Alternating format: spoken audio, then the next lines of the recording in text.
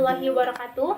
Perkenalkan, saya Winnie Dwi Wiranti dengan NIM 201FI03041 dari kelas A Anestesiologi Universitas Bakti Kencana.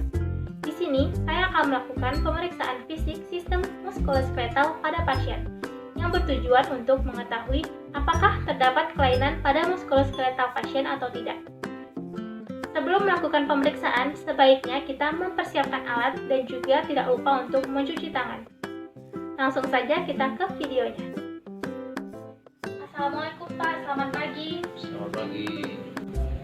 Perkenalkan, saya perawat Winnie Dwi Wiranti yang bertugas pada pagi hari ini, mulai dari jam 8 sampai jam 12 siang ya Pak.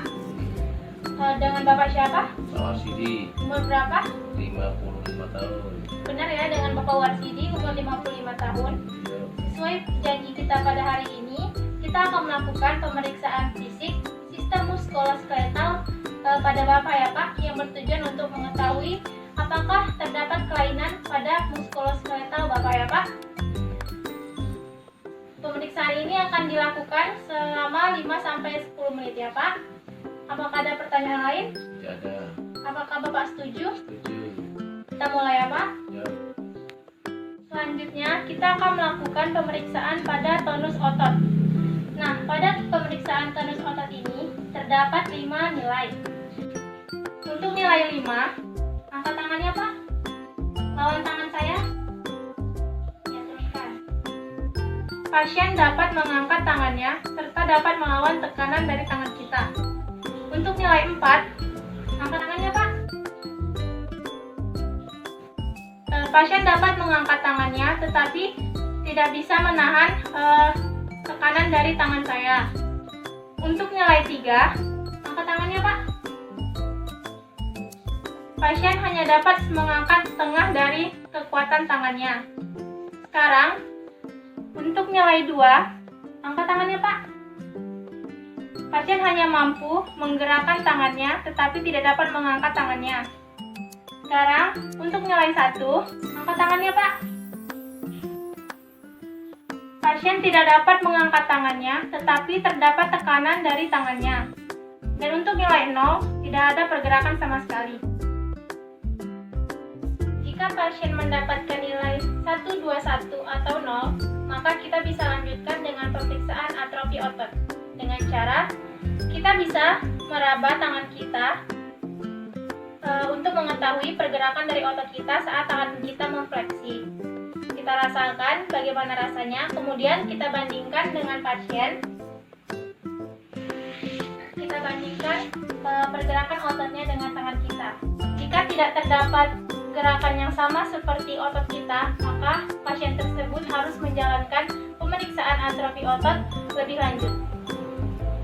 Kita lanjut dengan pemeriksaan muskuloskeletal berdasarkan regional. Yang pertama adalah inspeksi.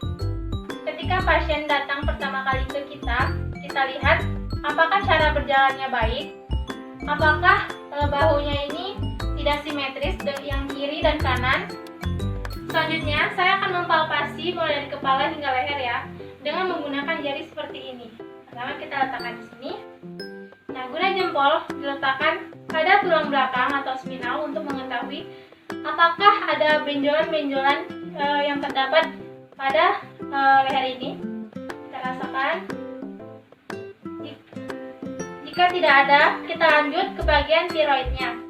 Kita rasakan apakah terdapat benjolan atau bunyi klik seperti patah tulang.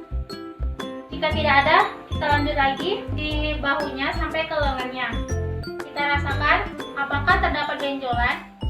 Coba Bapak angkat tangannya. Ke atas Pak tangannya. Ke bawah. Samping. Cukup baik ya. Kemudian kita minta pasien untuk pergerakan leher seperti abduksi, adduksi, dan rotasi dalam dan rotasi luar. Selanjutnya, kita lakukan pada bagian siku tangan.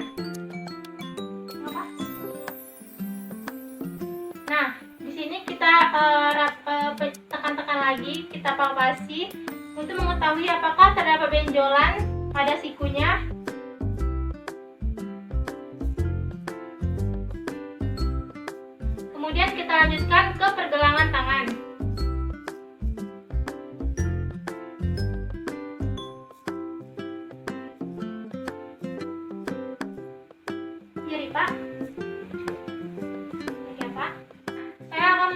melakukan pemeriksaan pada punggung. Pada pasien, jika mengalami kifosis, maka pasien cenderung akan lebih condong ke depan. Jika lordosis, maka pasien lebih cenderung ke belakang. Jika skoliosis, maka bahu pasien akan miring sebelah. Nah, jika gibus, maka pada pasien akan memiliki seperti punuk di daerah ini. Kemudian, kita bisa memeriksa punggung pasien dengan cara merabanya dari atas hingga bawah. Nah, jempol di sini meraba dari tulang spinal hingga ke tulang lumbal.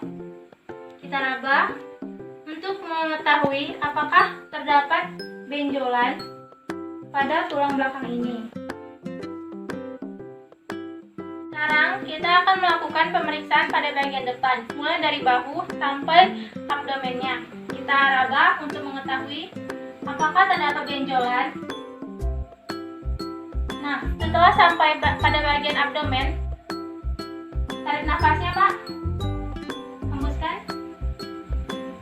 Nah, kita menekan untuk mengetahui otot yang terdapat pada abdomen tersebut.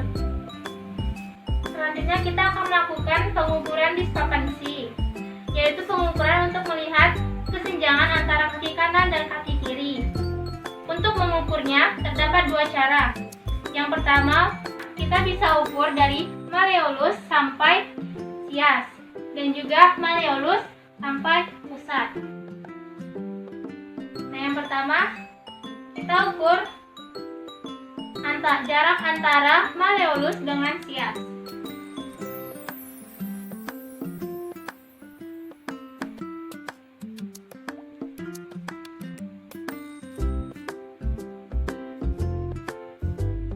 Sama ya. Kemudian kita letakkan di pusat.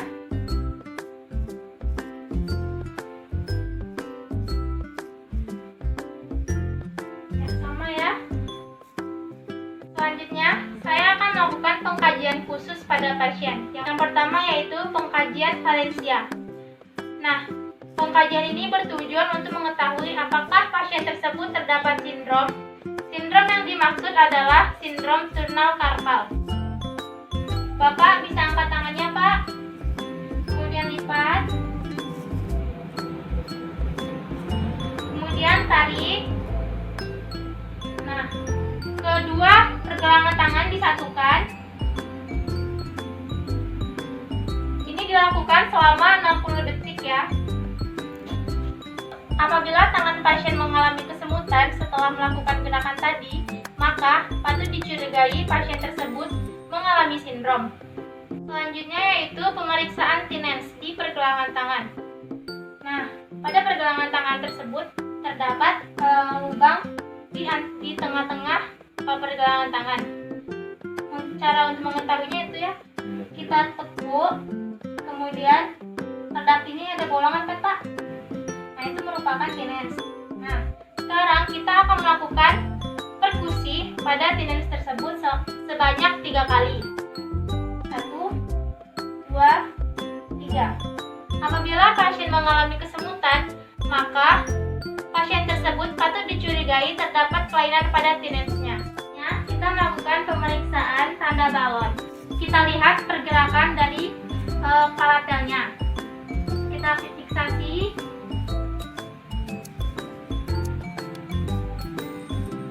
Nah, ini bertujuan untuk mengetahui apakah terdapat cairan pada tempurung lututnya. Saya rasa pemeriksaan pada hari ini sudah selesai ya, Pak. Terima kasih atas kerjasamanya. Hasil pemeriksaannya nanti akan saya catat ya, Pak, dan saya akan laporkan. Assalamualaikum warahmatullahi wabarakatuh.